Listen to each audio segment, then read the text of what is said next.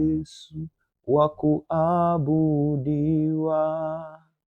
Ni wewe Yesu wa kuabudiwa. Ni wewe Yesu wa kuabudiwa. Utukufu na heshima vina wewe Yesu. Ni wewe Yesu wa kuabudiwa. Bwana sifiwe. Sawa, basi tufungue kitabu cha Matendo ya Mitume. Itakuwa ni kitabu chetu ambacho tutakifanyia mazoezi ya hermeneutics, uchambuzi wa maandiko. Bwana sifiwe sana. Uchambuzi wa maandiko itakuwa ni kitabu chetu cha kujifunzia. Itakuwa ni kitabu chetu cha kujifunzia. Haleluya. Yes, kabla kianza moja kwa moja kitabu cha Matendo ya Mitume, ni wakumbusha mambo machache ya kwamba kama tunavyofahamu kitabu cha Matendo ya Mitume background yake ni Injili. Bwana Yesu asifiwe sana. Background ya kitabu cha Matendo ya Mitume ni Injili, na katika Injili tunaweza tukachukulia Injili zote 4 kama background, sawa, lakini specifically zaidi tunaitumia Injili ya Luka. Bwana Yesu asifiwe sana. Tunaitumia Injili ya Luka kama background ya kitabu cha Kutoka. Mara zote tukumbuke ya kwamba kila kitabu ambacho tunakiona katika maandiko matakatifu kina background yake, si ndio? Kila kitabu ambacho tunakiona kwenye maandiko matakatifu kina background yake. Kwa kitabu cha Matendo ya Mitume hali kadhalika kina background yake, na background yake tumesema ni Injili, na specifically tumesema ni Injili ya Luka. Kwa nini nimeisema specifically kwamba ni Injili ya Luka? Ni kwa sababu tunaona ya kwamba Injili ya Luka ni kama part A ya kitabu cha Matendo ya Mitume, au kwa maneno mengine tunaweza tukasema kitabu cha Matendo ya Mitume ni part B ya Injili ya Luka. Bwana Yesu asifiwe sana. Tulisema kwamba mwandishi wa kitabu cha Luka ndo huyo aliye mwandishi wa kitabu cha Matendo ya Mitume, si ndiye? Ambaye tunamfahamu bila shaka alikuwa ni nani? Ni Luka, si ndiye? Ni Luka. Na tunaona ya kwamba kwenye Injili ya Luka alivyofika mwishoni, katika vitu ambavyo alivionesha mwishoni kabisa utakuja kuvikuta mwanzoni mwa kitabu cha Matendo ya Mitume. Hiyo inakujulisha kabisa ya kwamba ni kama vile tu amekibreak kukipa title tofauti, lakini unagundua ni mwendelezo wa kitabu kile kile. Bwana Yesu asifiwe sana. Yes. Labda angalia pamoja na mimi huo mstari wa kwanza wa kitabu cha Matendo ya Mitume.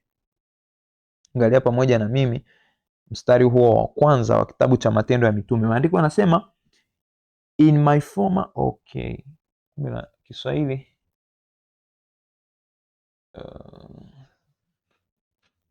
ngoja nitumie Kiswahili kile itakuwa simple kidogo.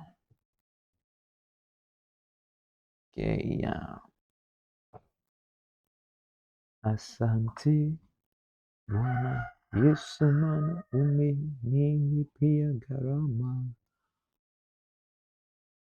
Asante Bwana Yesu maana umenilipia gharama. Umenilipia gharama. Gharama, oh, umenilipia gharama. Gharama.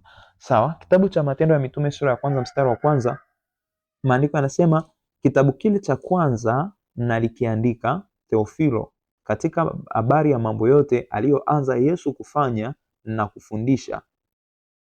Katika kitabu kile cha kwanza nalikiandika Theofilo, katika habari ya mambo yote aliyoanza Yesu kufanya na kufundisha. Kwa mstari wa kwanza tu unakujulisha kwamba huyu mwandishi wa hichi kitabu cha Matendo ya Mitume tayari ana kitabu kingine ambacho ametangulia kukiandika. Tunaenda sasa, na ukiangalia hapo anaonyesha kwamba ni kitabu ambacho kama vile alikidedicate kwa Theofilo, alikielekeza kwa Theofilo.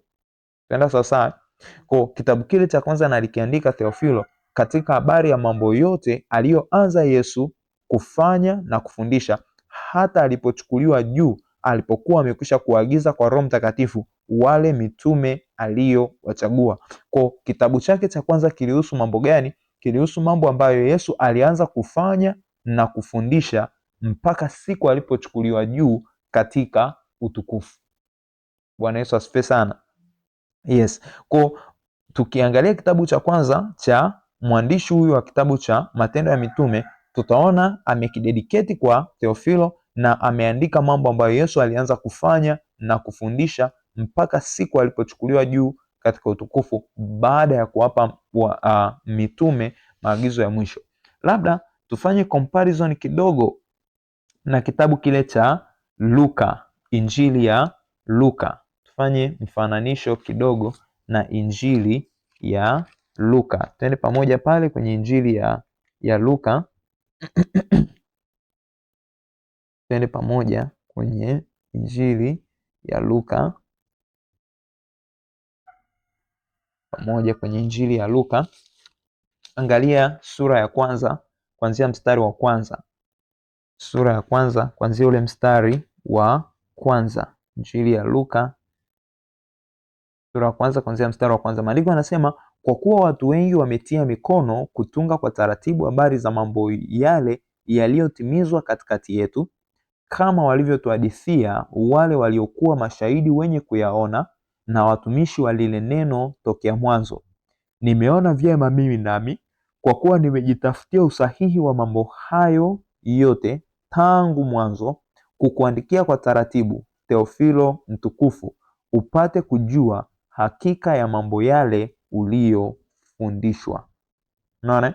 Sasa kwenye Injili ya Luka sura ya kwanza mstari wa kwanza, Luka anaonyesha kwamba kwanza kuna watu wengi ambao wametunga na kuandika mambo ambayo yalitimizwa katikati yao. Mambo ambayo yalitimizwa katikati yao, specifically anazungumzia nini? Maisha ya Yesu, kifo chake na ufufuko wake. Bwana asifiwe sana. Sasa hapa anaonyesha kwamba mambo hayo ambao wengi wameyatunga waliyapokea kama mapokeo au kama hadithi kutoka kwa wale mashahidi wenye kuyaona na watumishi wa lile neno tokea mwanzo. Anavyotaja hapo mashahidi wenye kuyaona na watumishi wa lile neno tokea mwanzo, anawarifaa mitume. Tunaenda sawasawa? Anawarifaa mitume. Anasema, nimeona vyema mimi nami, kwa kuwa nimejitafutia usahihi wa mambo hayo yote tangu mwanzo, kukuandikia kwa taratibu. Kwa mwinjilisti Luka anaonyesha kwamba hizi habari ambazo ameziandika yeye mwenyewe si shahidi wa kuona. Tunaenda sasa, si shahidi wa nini? Wa kuona. Badala yake ni kama vile amekusanya taarifa kutoka kwa mashahidi walioona.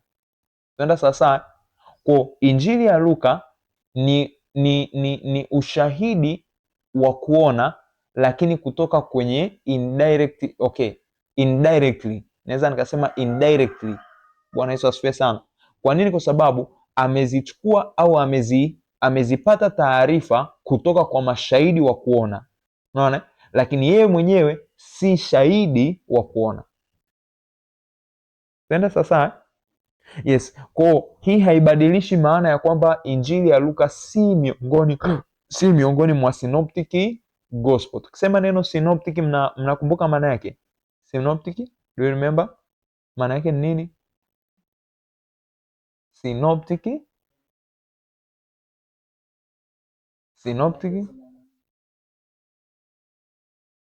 Okay. Synoptic synoptic ni muunganiko wa maneno mawili, si ndiye? Syn ambayo inaandikwa SYN, si ndiye? Na optic. Sasa optic wote nafikiri tunafahamu maana yake nini? Vision, si ndiye? Kuona. Optic, vision, visual, kuona, si ndiye? Optic, kuona. Si ile SYN, si sijui tunaweza tukaitamkaje, lakini seen, si ndiye? Yes, ina refer together au pamoja, sawa? Pamoja. Kwa ukisema neno synoptic ni sawasawa na mtu ambaye amesema seeing together. Seeing together, kuona pamoja, kuona pamoja. Sasa kwa nini injili ya Marko, Mathayo, Luka, kwa nini zimeitwa synoptic? Ni kwa sababu zimeonesha matukio mengi kwa pamoja. Kwa hiyo ni kama vile ni watu tofauti tofauti ambao wameona pamoja. Umenielewa? Sisi wote hapa, si ndiye, tunaweza tukaona tukio fulani, si ndiye? Labda kuanguka kwa nyota. Tukaona kuanguka kwa nyota. Sasa wote tutakuwa tumeona kuanguka kwa nyota. Ujumbe wetu wote au ushahidi wetu wote utasema tuliona nyota imeanguka, lakini venye utaelezea, venye nitaelezea, venye yule ataelezea, inaweza ikadifa kidogo kwenye misamiati, kwenye namna ya kuelezea na mambo mengine, si ndio? Nafikiri wote tunafahamu, mwingine anaweza akaekea vionjo. Na wale watu ambao wamebarikiwa kuhadithia, mtu anakuhadithia mpaka inakuwa kama vile na wewe ulikuwepo pale. Unaona? Lakini kuna mwingine maelezo yake atakuwa ni ya moja kwa moja tu, kwamba aisee, ghafla ili anguka kitu kizito, kuangalia kumbe ni nyota. Unaona? Yes. Sasa unaweza ukagundua kwamba kwenye hawa waandishi watatu, Marko, Mathayo, Luka, wote wameandika ushahidi wa kuona, sawa? Lakini kila mmoja katika aina yake ya utunzi au katika namna yake ambayo alijaliwa na Mungu. Lakini matukio mengi ambayo wameandika ni matukio ambayo yanakaribiana au yanafanana. Tena sasa kwa tunayaita synoptic, seeing together. Seeing together. Lakini sasa katika hawa watatu, Marko, Mathayo, Luka, ambaye ni mwanafunzi wa Yesu mmoja kwa moja ni mmoja, Mathayo, si ndiye? Marko tunaona alikuwa ni mtendakazi pamoja na Paulo na ni mtoto wa kiroho wa nani? Wa Petro, si ndiye? Luka tunaona alikuwa ni nani? Mtendakazi pamoja na Paulo, si ndiye? Yes, kwa tunafahamu kabisa ya Marko na Luka wana second hand information, yani wana taarifa ambazo wamezipata kutoka kwa mashahidi wa kuona. Sijui mnaelewana na mimi Tunaelewana Sasa hapa mwinjili Luka kwenye injili yake ya Luka anasema watu wengi wametia mikono kutunga kwa taratibu habari za mambo yaliyotimizwa kwetu, kama walivyotuhadisia wale waliokuwa mashahidi wenye kuyaona. Kwa ushahidi aliouandika ni ushahidi kutoka kwa mashahidi walioona. Sawa? Na hapa hasemi kutoka kwa shahidi aliyeona, anasema mashahidi walioona. Maana yake hakuchukua hizo taarifa kutoka kwa single person, amekusanya hizo taarifa kutoka kwa more than one person. Ndio maana anatumia lugha ya wingi, mashahidi wenye kuyaona. Sasa unaweza ukajiuliza umuhimu wa mimi kusema hicho kitu ni nini? Ni huu hapa. Kulingana na Torati ya Musa, ushahidi unahesabiwa kuwa ni ushahidi wa kweli pale ambapo panakuwa na shahidi zaidi ya mmoja.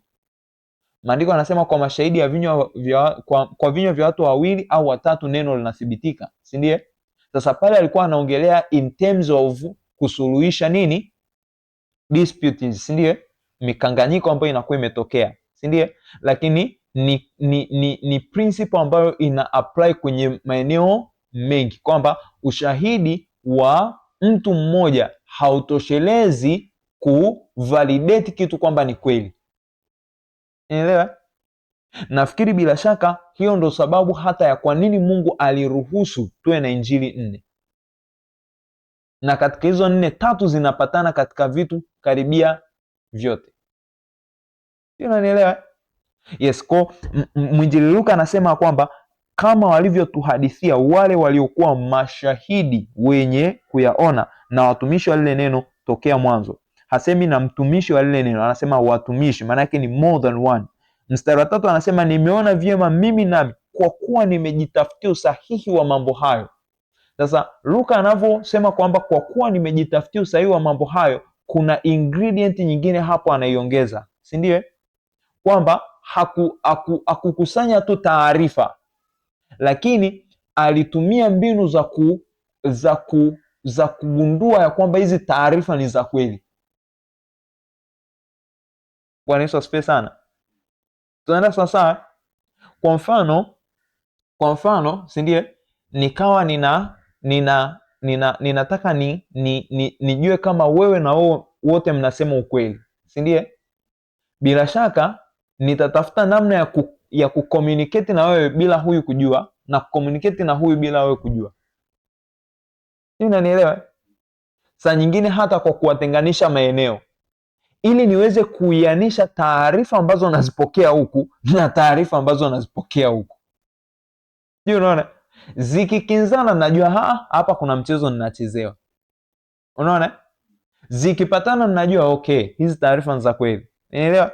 Sasa wakati huu tuna mbinu kama hizo. Kwa Luka naye anaonyesha kwamba kuna namna ambavyo aliemploy mbinu za kuhakikisha kwamba kile ambacho anakisema ni sahihi. Kwa anasema nimeona vyema mimi nami kwa kuwa nimejitafutia usahihi wa mambo hayo tangu mwanzo kukuandikia kwa taratibu, Theofilo mtukufu, upate kujua hakika ya mambo yale uliyofundishwa.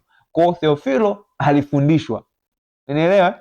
Luka anakuja kuvalidate, anakuja kuthibitisha kile ambacho Theofilo amefundishwa kwa njia ya kufanya utafiti. Tunaenda sawa? Yes. Kwa tunaona injili ya Luka imekuwa dedicated kwa Theofilo, si ndio? Na imeinclude mambo yale ambayo yalitimizwa katikati yao. Mambo gani? Mambo ambayo Yesu alianza kuyafanya na kuyafundisha hata siku alipochukuliwa juu katika utukufu, akawapa wale mitume maagizo kwa Roho Mtakatifu. Hapo tumefika pamoja. Sawa. Sasa turudi tena kwenye kitabu chetu cha Matendo ya Mitume. Kwa mstari wa kwanza anasema kwamba kitabu kile cha kwanza nalikiandika Theofilo katika habari ya mambo yote aliyoanza Yesu kufanya na kufundisha hata siku ile alipochukuliwa juu, alipokuwa amekwisha kuagiza kwa Roho Mtakatifu wale mitume aliyowachagua. Kabla hatujaenda tena mbele, turudi tena kwenye kitabu chetu cha Luka, si ndio? Turudi tena katika kitabu chetu cha Luka. Turudi tena kwenye injili yetu ya Luka. Sasa ukiwa unafungua Biblia taratibu, utakuta kabla hujafika nilikosema nimeshahama nimeenda kwingine. Twende kwenye injili ya Luka sura ya 24. Twende kwenye injili ya Luka sura ya 24. Alafu tuangalie pamoja mstari kuanzia ule wa 50. Angalieni anavyosema, akawaongoza mpaka Bethania, akainua mikono yake akawabariki. Ikawa katika kuwabariki alijitenga nao, akachukuliwa juu mbinguni. Ikawa katika kuwabariki alijitenga nao, akachukuliwa juu mbinguni. Tunaona sasa, wakamwabudu, kisha wakarudi Yerusalemu wenye furaha kuu, nao walikuwa daima ndani ya hekalu wakimsifu Mungu. Naomba zingatia ule mstari wa 50, akachukuliwa juu mbinguni, si ndio? Alafu angalieni ule mstari wa 48 na wa 49, si ndio? Okay, actually tuanzie mstari wa 46 ili nisiwe nimewakatili. anzia mstari wa 46, anasema akawaambia, ndivyo ilivyoandikwa kwamba Kristo atateswa na kufuka siku ya tatu, na kwamba mataifa yote yatahubiriwa kwa jina lake habari ya toba na ondoleo la dhambi, kwanza tangu Yerusalemu. Nanyi ndinyi mashahidi wa mambo haya. Angalia, nanyi ndinyi mashahidi wa mambo haya. Mstari wa 49, na tazama nawaletea juu yenu ahadi ya Baba yangu, lakini kaeni humu mjini hata mviko uwezo utokao juu. Umeona? Mstari huo wa 48 na 49 ni mstari ambao uko katika mfumo wa maagizo au maelekezo. Kwa anawaambia kwamba ninyi ndo mashahidi wa mambo haya, maana yake mnao wajibu wa kuyashuhudia, si ndiye? Na mstari wa 49 anawaambia kaeni mjini humu mpaka nitakapowaletea ahadi ya Baba yangu. Tunaenda sawa sawa? Turudi kwenye kitabu cha Matendo ya Mitume. Anasema kwamba kitabu kile cha kwanza nalikiandika Theofilo katika habari ya mambo yote aliyoanza Yesu kufanya na kufundisha hata siku ile alipochukuliwa juu. Hata siku ile alipochukuliwa juu. Mnakumbuka ile statement ambayo tumeisoma, akiwa katika kuwabariki akajitenga nao akachukuliwa juu mbinguni. Unaona?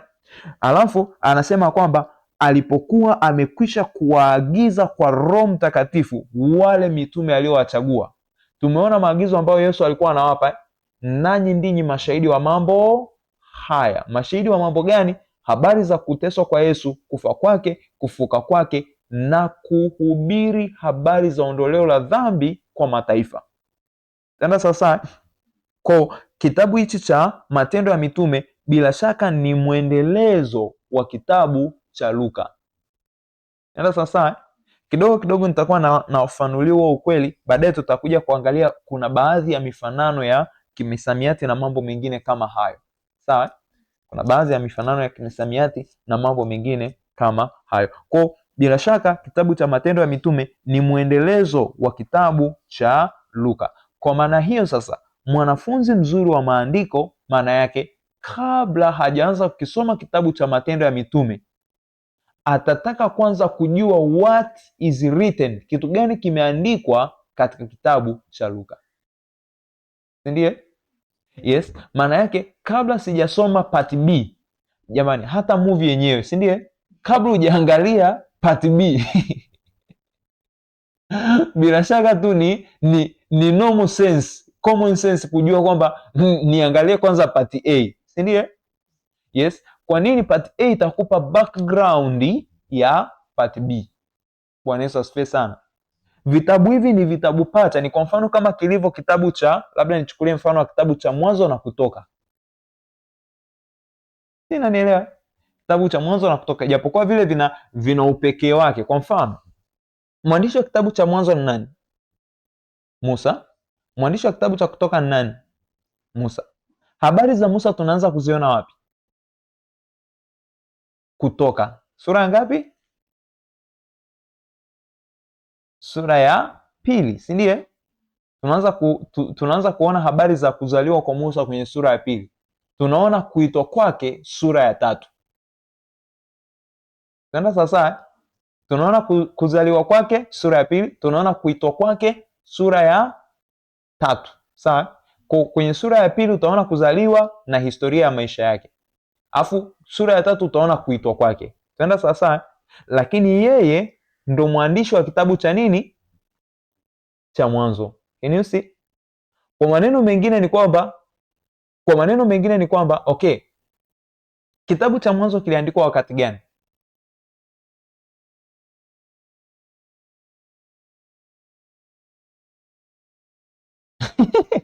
Ngoja niwarahisishie swali. Kitabu cha Mwanzo kiliandikwa kabla ya kuitwa kwa Musa au baada ya kuitwa kwa Musa?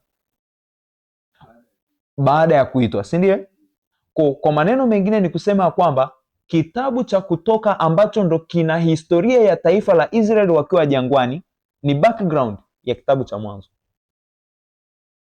Lakini kitabu pia cha Mwanzo ni background ya kitabu cha Kutoka. Kwa nini? Kwa sababu ili nijue chimbuko la taifa hili lililoko utumwani, ni lazima nirudi wapi? Mwanzo. Si ndiye?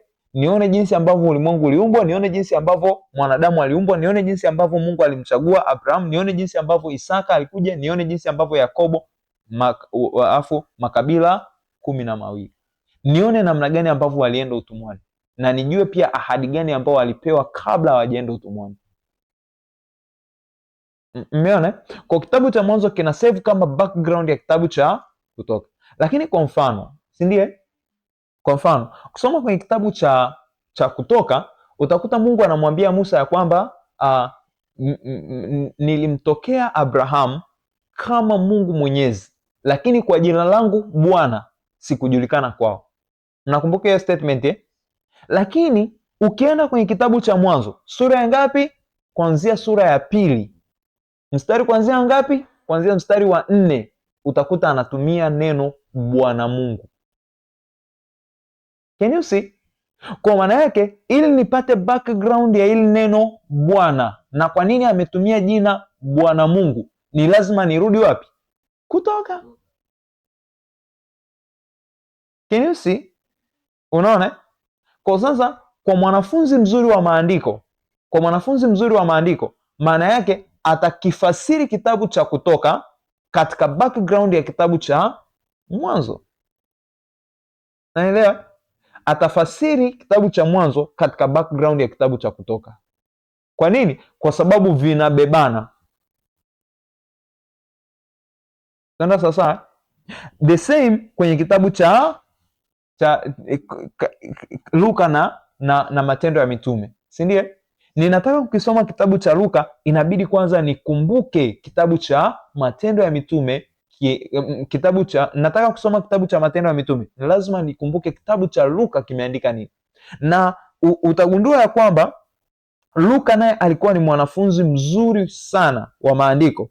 Kwa nini? Kwa sababu kabla ya kuanza moja kwa moja kitabu cha Matendo ya Mitume, anatupa background fupi ya kitabu chake cha kwanza, kitabu cha Luka. Mnaweza mkawa mmeona hiyo ishe. Anasema kwamba kitabu kile cha kwanza nalikiandika Theofilo, anatoa muktasari katika habari ya mambo yote aliyoanza Yesu kufanya na kufundisha. Ametupa muhtasari wa nini? Wa injili yake, kwamba injili yangu inahusu kitu gani? Mambo aliyoanza Yesu kufanya na kufundisha, na anatoa scope imekava eneo gani mpaka eneo gani. Anasema mambo ambayo Yesu alianza kufanya na kufundisha mpaka siku alipochukuliwa juu katika utukufu, akiisha kuwapa maagizo wanafunzi wake kwa Roho Mtakatifu. Maana yake, kama sijui mojawapo ya component hapa, inanilazimu nirudi nikasome, ndio? Kwa ni lazima nifahamu ni mambo gani Yesu alifanya, ni lazima nifahamu ni mambo gani Yesu alifundisha, ni lazima nifahamu ni maelekezo gani ambayo Yesu aliwapa wanafunzi wake kabla hajachukuliwa juu katika utukufu. I must understand. Bwana Yesu asifiwe sana. Kwa hiyo mara zote ninavyokichakata kitabu changu cha Matendo ya Mitume, ninakuwa na understanding ya mambo ambayo Yesu alifanya, ambayo Yesu alifundisha, ambayo Yesu aliwaagiza wanafunzi wake. Tuenda sasa. Yes. Kwa anasema kitabu kile cha kwanza nalikiandika Theofilo katika habari ya mambo yote aliyoanza Yesu kufanya na kufundisha hata siku ile alipochukuliwa juu, alipokuwa amekwisha kuwaagiza kwa Roho Mtakatifu wale mitume aliyowachagua. Katika statement ambayo naipenda sana ni hili neno alipokuwa amekwisha kuagiza kwa Roho Mtakatifu. Alipokuwa amekwisha kuagiza kwa Roho Mtakatifu. Alipokuwa amekwisha kuagiza kwa Roho Mtakatifu. Sasa unaweza ukagundua kwamba mojawapo kati ya ajenda ya Luka, kuanzia kwenye injili yake mpaka kwenye kitabu chake cha Matendo ya Mitume ambao ni part B, si ndiye? Ni concerning the Holy Spirit. Mojawapo ya ya jambo kubwa ambalo alikuwa anataka kulicommunicate kwetu ni nini? Roho Mtakatifu, kuhusu Roho Mtakatifu. Bwana Yesu asifiwe sana. Sasa labda niwape background ndogo ili mnielewe. Okay, wakati ambapo Mariam, sawa? Okay, labda nisiwe mchoyo eti. Haya, twendeni kitabu cha Luka. Nimeshazoea physical Bible. Allah. Sawa, twendeni kitabu cha Luka. Twendeni sura ya tuchukue sura ya ngapi? Okay, twendeni sura ya pili. Sawa? Twendeni sura ya pili. Haya, tuanzie ule mstari wa 26. Sawa? Hatuna haraka, hatuna mahali tunaenda kwa sababu tuko kwenye script exposition camp, si ndiye? Yes.